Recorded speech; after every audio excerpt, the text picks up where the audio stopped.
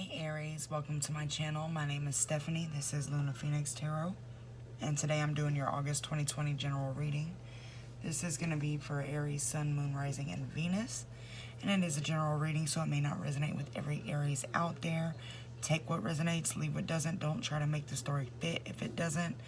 There are other great readers on YouTube, or you can check your Moon, Rising, Venus sign to see if another story resonates. If you're new to my channel, welcome. Make sure to share the video, like the video, subscribe. If you're a returning subscriber, welcome back, and thanks for continuing to be here. Your guys' support means everything to me. It's really the only reason I do this. So, anyway, let's get into this reading. Hi, Mommy. Hi, Charlie. Lay down. If you guys hear my daughter or Toy Story in the background, please excuse me. I wanted to get this out before August disappears, like the rest of this year has, so I'm just kind of going with it. Alright, overall energy we got was regeneration. That's basically the death card to me. It's a death and rebirth. It's letting old things die that no longer can go with you to this new phase in your life. We also had the High Priestess come out, which is intuition, having knowledge about things. I feel like that's such a vague description because the High Priestess is dope to me. The High Priestess is someone who's very spiritual, someone who knows. They know people. Like, you can look at somebody and just tell who they are as a person. They know, they have like an immense amount of knowledge.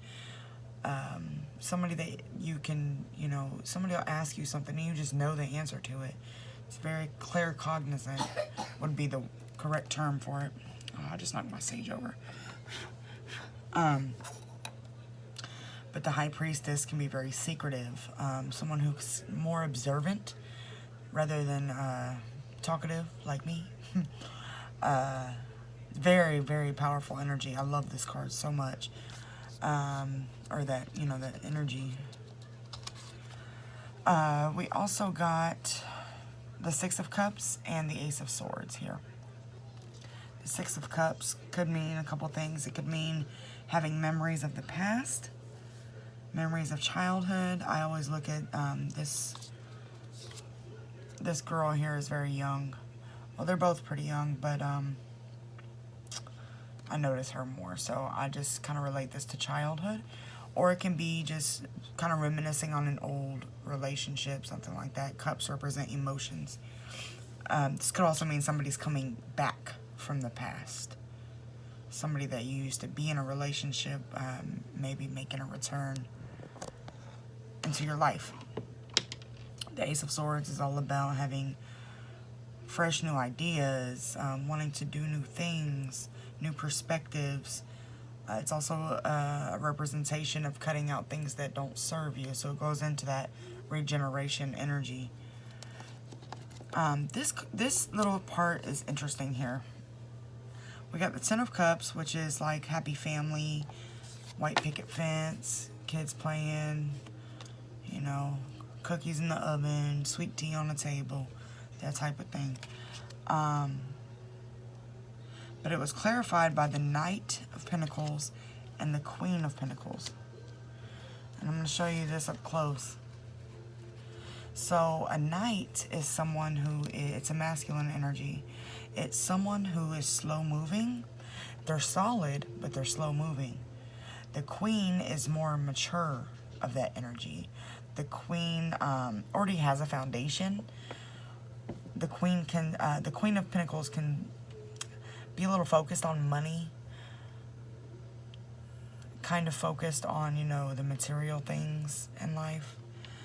I feel like that's more of a shadowy side of the Queen of Pentacles because the Queen of Pentacles is also nurturing. The Queen of Pentacles is very spiritual. But what I'm getting from this is that okay. Let me finish the reading because I'm going to come back to this. So we had the Eight of Pentacles come out. There's a lot of Pentacles in this reading. You could be dealing with the Taurus, Virgo, or Capricorn. You don't have to be, but you can. Pentacles represent earth signs, earth energy, money, time, things like that. Eight of Pentacles. This, to me, I love this card. It's a manifesting card. This is building something. This is you focused on what you need to do to build for yourself. There's nobody else in this card. It's just you and the moon goddess up there. So some of you may be doing moon rituals, maybe doing spell work, like healing spell work. I'm not feeling any like dark stuff around this. I'm feeling more of like abundance spells and stuff like that. So maybe you're lighting candles or burning sage. I just started burning sage all of a sudden yesterday, and I haven't burnt sage in forever. I don't like to use the word smudge, but I felt like I needed to clear my space, and I usually just burn incense. So some of you are burning sage, but at any rate, you're trying to put your energy into things that are gonna reap benefits to you. I feel like I just explained that really weird, but anyway. One of those things is self-love. We have the Ace of Cups here. The Ace of Cups is, it could be a love offer coming in. That's like a standard meaning for this card, but I hardly ever get that for this card, except for right now. This usually, to me, is your cup overflowing. You learning to love yourself enough to where you don't rely on somebody else to fill your cup for you. However, I am feeling like somebody's coming in trying to offer you love. But the thing is, I feel like your cup is already full. So it's like, you know, you really can't pour no juice in my cup because my cup's already overflowing. I don't know if I want your juice. You know, it's like, why are you here type thing. I don't know. It's a weird energy, but it goes into this Queen and Knight of Pentacles. It's just it's like somebody wants to come in, but you're like, no, I'm good. Enjoy. We got the Eight of Cups. And this is what I mean. This is like, no, I'm good. You're walking away, leaving all those 8 cups behind you. That was clarified by the Knight of Cups, which literally means a love offer coming in. So we have 3 instances where somebody is trying to come in with some type of, hey, let's get back together. I've changed. Hey, I've worked on things. I love you. I miss you. Blase, squaze, whatever. Trying to get back in with you. And then we have Judgment. And Judgment to me is like redemption. It's like, I always think about Jesus when I look at the Judgment card.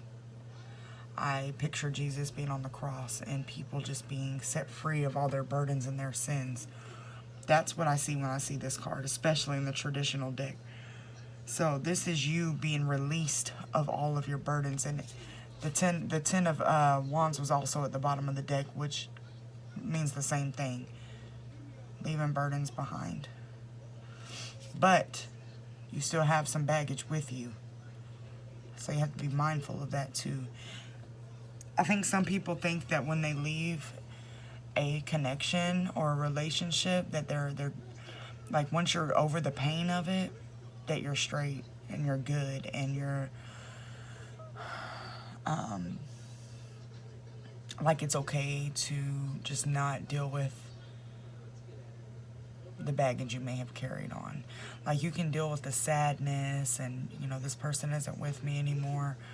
But if you don't deal with the issues, the deeper issues, like feeling abandoned by this person, like especially if it's somebody who maybe cheated on you or left you for something else. Maybe they left you to go work across the country or something like that. If that left you feeling abandoned, then that's going to be a deeper rooted issue that you need to deal with before you can move on. You can't just kind of be like, oh, they're gone. You know, it's sad, but I'll be okay. You know, that's that's really spiritual bypassing. It's trying not to deal with the actual root of the pain. And it's making me look at this tree here, where it's pretty much been burnt down. It's not a root, but you know what I'm trying to... I guess I'm trying to make things fit. But it has to be regrown. So, we also got the Queen of Cups. This is a nurturing energy, a loving energy. It's very serene, very calming, very magical. Some of you are very into magic, into spell work, into... I feel like a lot of you are into like plant magic and plant medicine.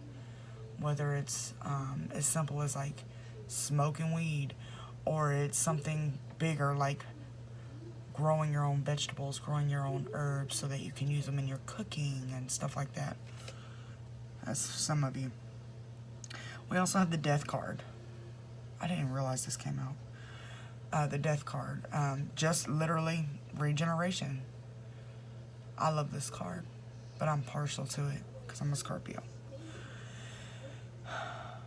What this card represents to me, it's a skeleton on a horse, and there's like death and destruction behind it, but ahead of it, the sun is bright.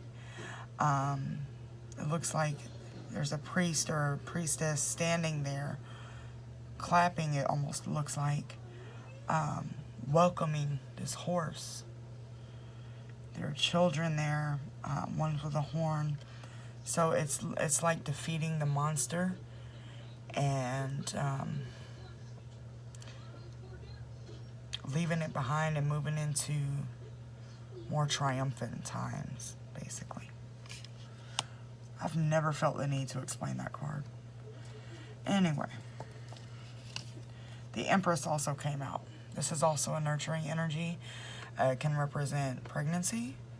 I'm not getting that here. I'm not feeling like anybody's pregnant. Could be, but I don't get that. What I do get from this card is that you're kind of in this Empress energy of creating your own empire, creating your own abundance, creating your own life. And I'm saying your own on purpose because you don't want anybody else to have a hand in it. And I don't think there's anything necessarily wrong with that. You know, they say we all need somebody sometimes. I feel like for you, Aries, right now you need you, and that's it. There's a lot of people here, but I feel like you're leaving these people behind. It really isn't even a lot of people. It's more like one. You might have a couple people that you're trying to get away from, but one in particular. We have the Eight of Wands here. This is very fiery, fast-moving energy, positive energy, moving forward. And it came with the Ten of Pentacles. This is abundance. This is, you know, material abundance. This is being good financially, spiritually, physically. This is well-roundedness. This is, I'm content in my own life. I don't need anything else. I have everything I need to maintain and thrive in life. I'm no longer existing. I am living. Also, bottom of the deck was the King of Cups. Okay. So a couple things here.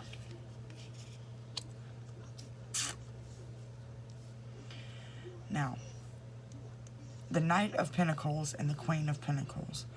What I was going to say earlier is this could be somebody that's younger than you. I don't feel that for everybody. I feel like it's more of a mental and emotional immaturity. But the Knight is like looking at the Queen, presenting this pentacle, right? And then the Queen is holding the pentacle, looking at it like, I don't know, dog. I'm just playing. I just felt like saying that. They're like, I don't know. I don't know if this is something I want to give my time to.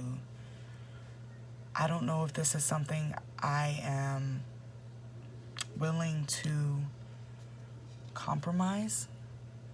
I don't want to have to come out of where I'm at in order to meet you. And in order to meet you, I have to lower my vibration because you're a little less emotionally mature than I am. It's not saying anything bad about this person. You're just on two different levels, right? Then we had the Knight of Cups, sorry. The Knight of Cups, right? Then we have the Queen of Cups. It's the same energy. The Knight of Cups is an immature energy. It's a little faster moving than the Knight of Pentacles. But this is somebody who's emotional, right? So where the Knight of Pentacles may not be as emotionally invested, the Knight of Cups is, but the Knight of Cups is immaturely emotional. They may have anger issues. They may get upset if you, I don't know, spend too much time talking to your friends over them, or you don't call as soon as you get off work, that type of thing. And this Queen of Cups looks highly unbothered. So it's like, look, I have this table. I bought this table. I'm bringing all this to the table. And you're coming with plasticware. It's not going to work. You're cool as a person, you know, but it just ain't going to work. That's what I'm getting from this. I feel like I've been rambling this whole reading, Aries. I'm just going to sit here for a minute and see if I feel like this is what I'm trying to get out, because I feel like I'm all over the place.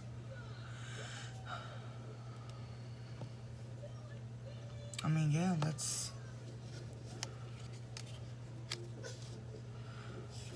What's crazy is the King of Cups, though. Why is this dude here at the bottom? I feel like it's at the bottom of the deck because you know that's what you need. That's it. That's a divine counterpart right there. The Queen of Cups and the King of Cups. That's your perfect match. But it was at the bottom of the deck. You need somebody to grow from the Knight to the King. And unless they're coming with it, with the Six of Pentacles, you ain't going for it with the Five of Cups. There's the Devil. Alright, I'm not going to pull the whole deck out, showing every card. Alright, let me keep it moving because now my sun's up.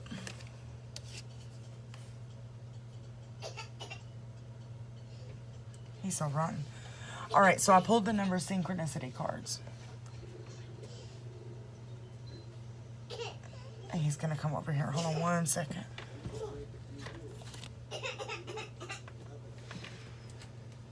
Hey, dude.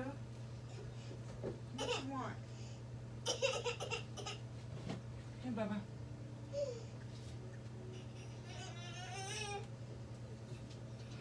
What do you want?